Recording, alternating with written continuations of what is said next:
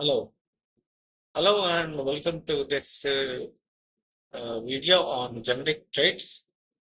We did not discuss generic traits in last video. There were three examples, but we did not get time to cover it. So in this video, I will show you how traits can also be generic. So the example is slightly more involving compared to previous three examples. The reason is the complexity will go on increasing from in the videos as we discuss the same topic again. Because the examples are actually good for learning, but should learn how to design your systems as well.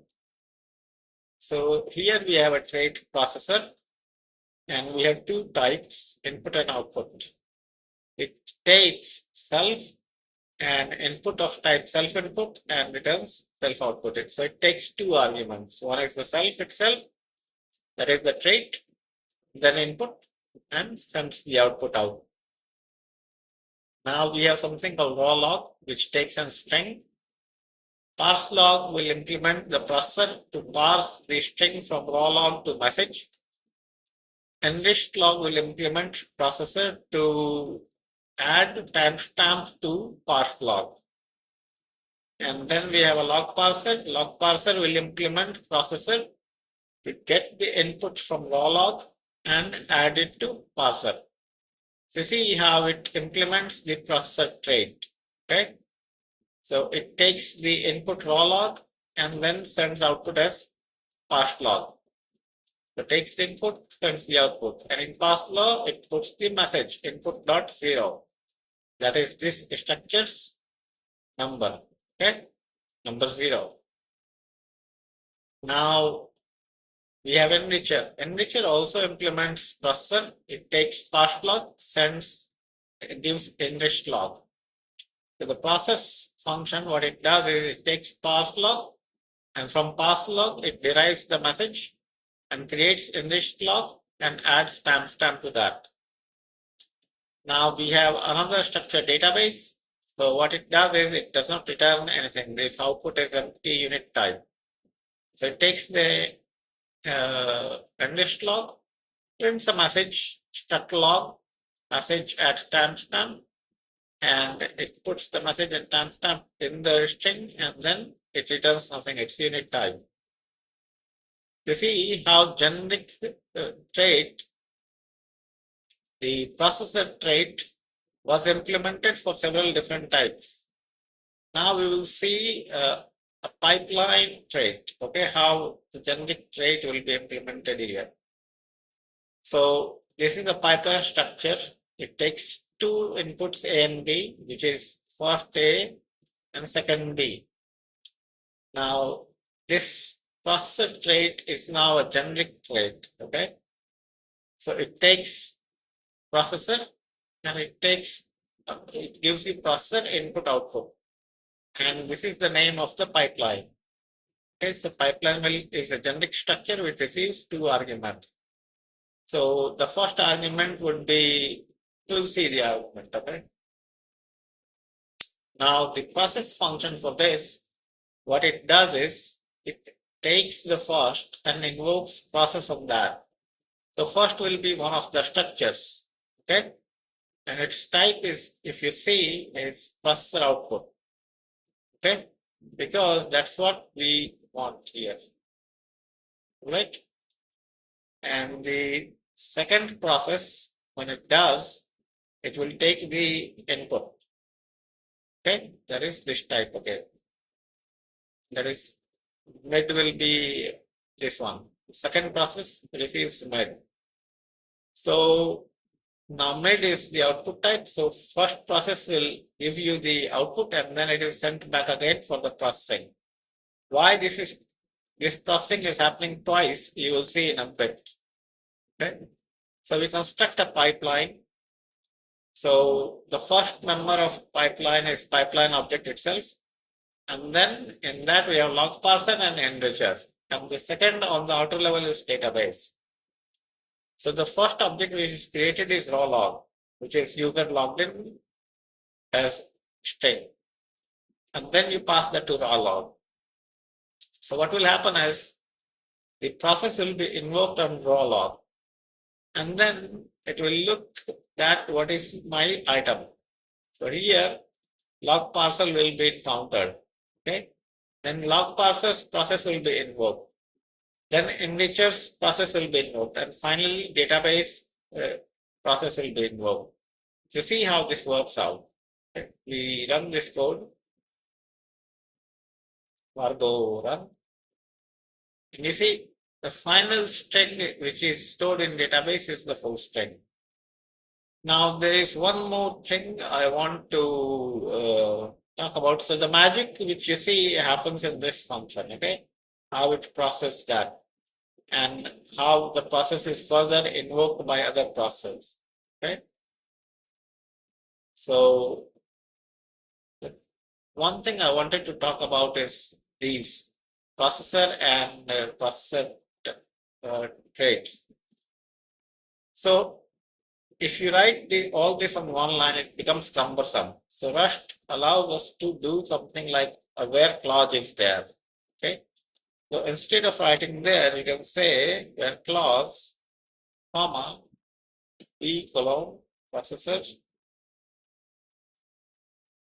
or even better, you write this on a new line. Processor input is equal to a colon output. So this will also work. Now we don't need this processor over here, and we don't need this as well. So the code looks a bit cleaner and tidy with that. Okay. So the formatting is done. So these are two things which I wanted to discuss. If you don't understand that how this works, that is how one chain is going on, you can invoke the debugger on this program and see how this works. So I think that's all for this video. It was supposed to be a short one, and that's how we implement the generic traits in Rust. So our generic trait was this processor trait here. Okay. So that's how we implemented the generic trait processor, and we got a complete logging facility built for us. You can vary this in many other ways and do many other customization. For example, you may want to implement, say, a logger. I'll give you an example. You want a logger. Now, in general, you want two types of logger. One is which is printed on screen, and the second is the file-based logger. Let's say the third logger would be a network logger. That is, the logger will send the log to a network server. So now if you implement stream logger, you have to have a different kind of facility. In case of a file logger, you can have two different kinds of logger further. One which would flush the buffer immediately, and second is that one which will keep the messages for a bit of time, wait for it, and then you flush it to file. Now, if you implement the buffered file logger, then you have to do some error handling as well. What that error handling is that if you encounter a problem, okay, for example, I have not yet covered panic in Rust. So suppose you encounter something which can panic, then you need to ensure that before that happens, before a panic situation happens, you need to flush your buffer. Okay. In Rust, panic just can't happen just like that. You can control how the program will panic.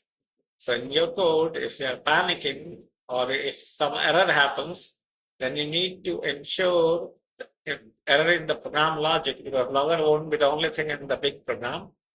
So in that case, if you want to bail out or a situation is such that you can't recover it from it, then you need to ensure that whatever is in memory, that is saved to file. Network logger would be somewhat simpler compared to file logger, because you don't want to hold the message to yourself, or you can even batch the message for efficiency. But if you batch the message, then you need to hold it in memory. but ideally you would like to send the messages as soon as they come, because you don't know when the next message is going to come. Okay, and you don't want log to be delayed, because some log may be quite important for your infrastructure. So just as an example, I'm saying, so some log may say that file permissions are incorrect. Some kinds of logs say that directory does not exist or unable to create directory, or some other resource is missing, some API went down, network API, I mean. So these kind of messages should go immediately to the network server for the logger mechanism. In that case, you don't want to hold this kind of messages in memory. So there can be quite a bit of logic involved, even with simple thing, and the Rust traits allow us to design the system beautifully with this kind of requirement. So I will stop this video here. More than the code, I talked about Logger, but that's all right. So in the next video, we will conclude the generic programming of Rust. There are few items remaining.